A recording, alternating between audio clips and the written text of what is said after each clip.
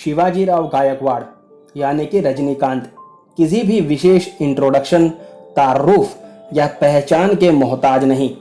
दुनिया भर में फैले उनके फैंस ही उनकी लोकप्रियता बयां कर देते हैं। एक्टर बनने से पहले वे बेंगलोर ट्रांसपोर्ट सर्विस में बस कंडक्टर के पद पर कार्यरत थे। 1973 में एक्टिंग में डिप्लोमा लेने के लिए उन्होंने मद्रास फिल्म इंस्टीट्यूट में एडमिशन लिया था।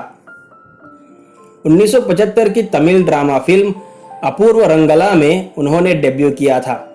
तमिल फिल्म में उन्होंने कई मनमोहन किरदार किए हैं जिन्हें आज भी लोग याद करते हैं। उन्होंने कई कमर्शियल रूप से सफल फिल्मों में बतौर मुख्य कलाकार काम किया है, तभी से लोग उन्हें सुपरस्टार कहते हैं और वे तमिलनाडु के सबसे प्रसिद्ध शख्सियत बन गए हैं। फिल्मों में डायलॉग बोलने का उनका अपना ही एक अलग अंदाज है। देश ही नहीं बल्कि विदेशों में भी लोग उनकी आवाज और उनके स्टाइल के दीवाने हैं। रजनीकांत का जन्म 12 दिसंबर 1950 को एक मराठी परिवार में हुआ था। उनकी माता का नाम रमाबाई और पिता का नाम रामोजी राव था।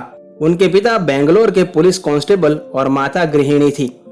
मराठा योद्धा छत्रपति शिवाजी के नाम पर ही उनका नाम शिवाजी राव रखा गया था। रजनीकांत के पूर्वज वर्तमान पुणे के जेजुरी के पास के गांव मावड़ी कड़े पत्थर से थे। 4 भाई बहनों में रजनी सबसे छोटे हैं। बहन अश्वत्थ बालूभाई और 2 बड़े भाई सत्यनारायण राव और नागेश्वर राव के साथ 4 बहन भाइयों में वो सबसे छोटे हैं। रजनी ने Gavipuram government Kannada modern primary school नाम से स्कूल से अपनी प्राइमरी एजुकेशन पूरी की और कहते हैं रजनीकांत उस समय बड़े पढ़ाकू किस्म के बच्चे थे। अपने स्कूलिंग के दौरान भी उन्होंने नाटकों में भाग लेना जारी रखा था, जिसकी वजह से उनके थिएटर का शौक बढ़ता चला गया और जिसे बाद में जाके एक मुकाम भी मिला। अपनी एजुकेशन के बाद के दिन जहां दूसरे आदमी करियर के बारे में सोचना शुरू कर देते हैं, वहां उन दिनों रजनीकांत के दिन बड़े मुश्किल रहे हैं। उन्होंने बेंगलोर और मद्रास शहर में कई तरह के काम किए, जिसमें कुली और कारपेंटर का काम भी शामिल है। लेकिन रजनी को नहीं पता था कि इन्हीं दिनों उनकी किस्मत बदलने वाली है। असल में हुआ यूं कि बेंगलोर ट्रांसपोर्ट सर्विस में भर्ती निकली और जिसमें रजनीकांत सिलेक्ट हो गए। लेकिन फिर भी चूंकि यह एक केवल मनी प्रॉब्लम दूर करने के लिए था, जो कुछ हद तक दूर हो भी गई थी, लेकिन उसके बाद भी रजनीकांत को जो करना था वो उससे कहीं अलग था, जिसकी वजह से होने वाले स्टेज शो में भी रजनी भाग लेते रहते थे और वहीं उनकी किस्मत भी उन्हें लेके जा रही थी। एक कंडक्टर के तौर पर भी उनका अंदाज किसी स्टार से कम नहीं था। वो अपनी अलग तरह के टिकट काटने और सीटी मारने की शैली को लेकर यात्रियों और दूसरे बस कंडक्टरों के बीच विख्यात थे। रजनीकांत ने लता रंगचारी से शादी की, जो कॉलेज पत्रिका के लिए उनका इंटरव्यू लेने आई थी और उनको देखते ही रजनीकांत ने लता को प्रपोज कर दिया था। 26 फरवरी 1986 को आंध्र प्रदेश के उनकी शादी संपन्न हुई।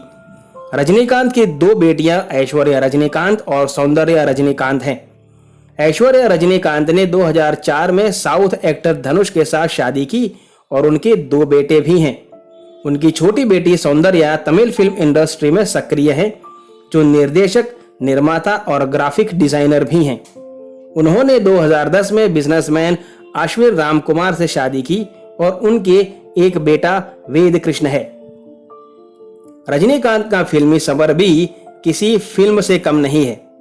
उन्होंने पर्दे पर सबसे पहले नकारात्मक चरित्र और विलन के किरदार में काम किया, फिर साइड रोल किए और आखिर एक हीरो के तौर पर अपनी पहचान बनाई।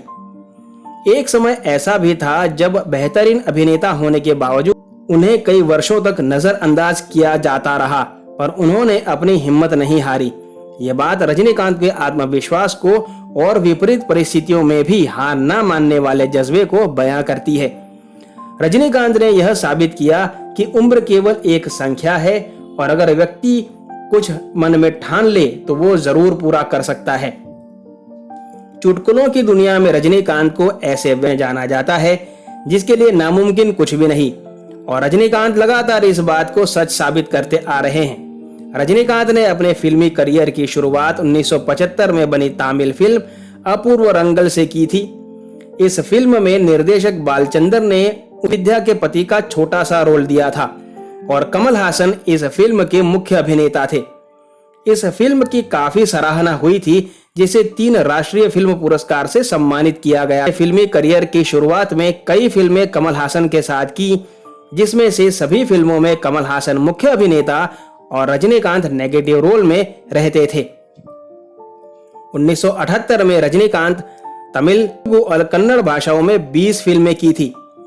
भैरवी वो एक फिल्म थी जिसने निर्देशक भास्कर ने उनको सुपरस्टार का दर्जा दिया था। 1980 तक साउथ इंडियन सिनेमा में रजनीकांत एक पॉपुलर एक्टर बन गए थे, लेकिन इसके पहले रजनीकांत ने एक बार तो एक्टिंग छोड़ने का फैसला ले लिया था, लेकिन बाद में उन्हें राजी कर लिया गया था। उन्होंने तमिल फिल्म बिल्ला के साथ दमदार शुरुआत की। इस फिल्म में उन्होंने डबल रोल निभाया था और यह फिल्म काफी सफल रही। इसके बाद रजनीकांत ने कई फिल्मों में डबल रोल किए। इसके अलावा 1982 में रजनीकांत ने कई फिल्मों में 3 रोल के साथ भी काम किया। रजनीकांत को तमिल फिल्मों में काम करने के लिए और अपने योगदान के लिए बहुत सारे अवार्ड्स मिल चुके हैं, और अवार्ड तो अलग, साउथ के लोगों का सपोर्ट भी रजनीकांत के लिए अलग लेवल का है। न केवल लोग उनसे प्यार करते हैं, बल्कि उन्हें इतनी रिस्पेक्ट देते हैं जो रेयर ही किसी फिल्म स्टार के लिए देखने को मिलती है। साथ ही एक खास बात आपको बता दें कि फिल्म शिवाजी में काम करने के लिए उन्हें 43 करोड़ से अधिक का भुगतान मिला, जिसकी वजह से वो एशिया के अंदर चीन के जैकी चैन के बाद सबसे अधिक भुगतान पाने वाले एक्टर्स में से एक हो गए हैं, और यह अपनी तरह का एक रिकॉर्ड ही है। कैसा लगा आपको सुपरस्टार रजनीकांत के बारे में बनाया गया हमारा ये वीडियो, मुझे कमेंट बॉक्स में जरूर बताइएगा। साथ ही अपने चहीते कलाकारों के बारे में अनकही, अनसुनी और रोचक जानकारियां पाने के लिए फिल्मी तराना चैनल से जुड़े रहिए। आपसे मुलाकात होगी जल्द, तब तक अपना ख्याल रखें। धन्यवाद।